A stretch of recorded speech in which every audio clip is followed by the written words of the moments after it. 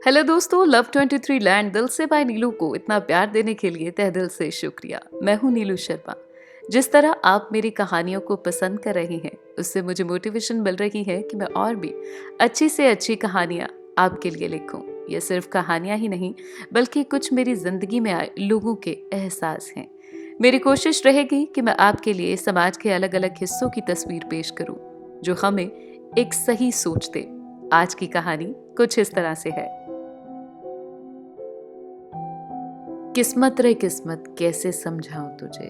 दिल करता था कि तुझसे सब कुछ मांग लाऊं, पर वक्त ने क्या आज तक सुनी है किसी की। हुआ वही जो मंजूर था तुझे।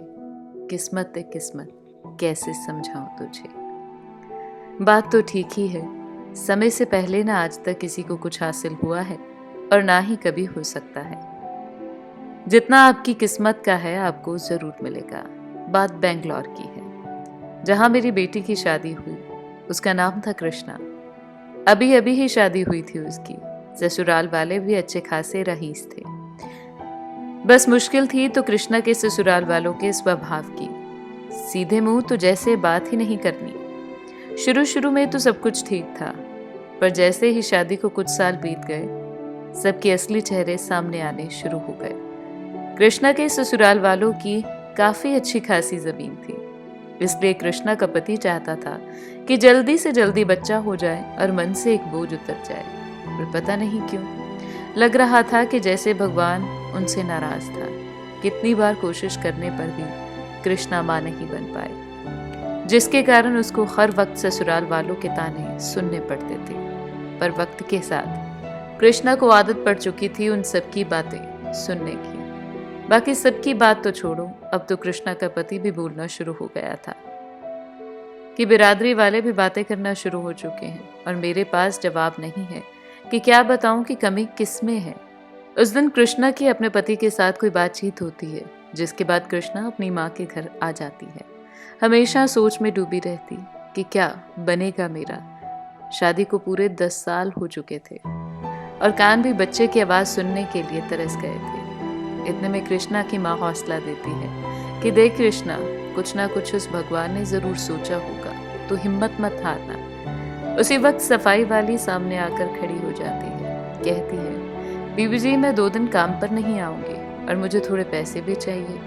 कृष्णा की माँ पूछती है कि घर में मेहमान आए हैं और तुझे छुट्टी लेने की पड़ी है। काम वाली का कहना था कि उसके पेट में छठा बच्चा है जो उसके बाप को नहीं चाहिए। गरीबी भी बहुत है और मैं भी और किसी बच्चे को अब संभाल नहीं सकती। मैं कल अस्पताल जाकर सारा काम करवाऊंगी। ये सुन कृष्णा की माँ कहती है कि तू चल, शाम को तेरे घर पर आकर मैं तुझे पैसे दे दूंगी। शाम को कृष्णा और उसकी माँ कामवाली के घर पैसे देने के लिए जाते हैं।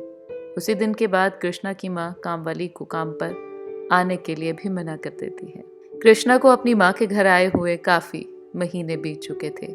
कृष्णा पढ़ाई का कहकर अपनी माँ के घर में रह रही थी और ऊपर से रिश्तेदार भी चाहते थे कि इनके घर में कभी बच्चा ही ना हो या उनका बच्चा गोद ले लें ताकि पूरी जायदाद भी उनकी हो जाए।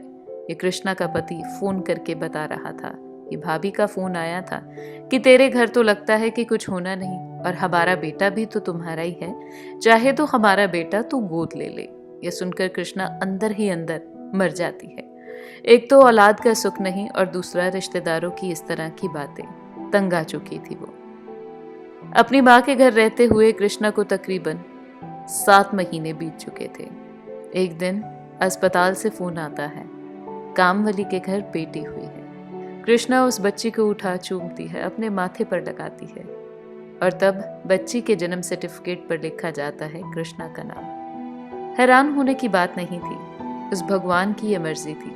अगर उसने आपको कुछ देना है तो वो किसी भी रूप में आकर आपको तोहफा दे जाएगा। जरूरी तो नहीं माँ बनने के लिए बच्चा खुद पैदा करना हो। वैसे जन्म देने वाली माँ से भी ऊंचा दर्जा पालने वाली माँ का होता है। जिस शाम कृष्णा अपनी माँ के साथ कामवाली के घर गई थी तो बात तभी पक्की हो गई थी कि बेटा हो या बेटी, वो बच्चा हमारा होगा। बस तब से उस पल का इंतजार था कि कब इस धरती पर वो बच्चा आए और कृष्णा माँ बनने का सुख हासिल कर सके। इसको कहते हैं किस्मत। अगर उस दिन कृष्णा वहां नहीं होती तो शायद वो बच्चा जन्म लेने से पहले ही मर जाता, पर उस बच्ची की किस्मत में था वारिस बनना। उस बच्ची के भाई बहन का तो पता नहीं कि कैसी जिंदगी जी रहे होंगे, और दूसरी ओर वो बच्ची रानी की तरह राज कर रही है, अपने माँ बाप की लाडली और लायक। रब देता तो जरूर है, बस हमें ही समझ नहीं आती, इसलिए सब्र करो, वो आपकी आवाज सुन ही रहा होगा। नीलू कहती है, मैंने कहा अल्लाह मुझे जरूरत है तेरी, आवाज आई मैं यही हूँ। मैंने कहा टूट गया सब्र का बन, उसने कहा तेरी आवाज है मेरे तक। मेरी झोली भर अपनी रहमत से, उसने दिया ऐसे जैसे किस्मत की रानी हूं मैं। कैसी लगी आज की कहानी? कमेंट बॉक्स में मुझे आप बता सकते हैं। अगर आपके पास भी कोई कहानी है जिसको आप सबके साथ शेयर करना चाहते हैं तो आप मुझे love23land@gmail.com पर मेल कर सकते हैं। अगर आपने अभी तक मेरे चैनल को सब्सक्राइब नहीं किया तो प्लीज सब्सक्राइब करें और रेड बेल आइकन को दबाना ना भूलें, जिससे हर रोज मेरी आने वाली वीडियोस का नोटिफिकेशन आपको मिल सके। मेरी कहानियों को ज्यादा से ज्यादा लाइक करें, अपने फ्रेंड्स और फैमिली के साथ शेयर करना ना भूलें और चैनल को सब्सक्राइब कर बन जाइए लव23 लैंड परिवार का हिस्सा।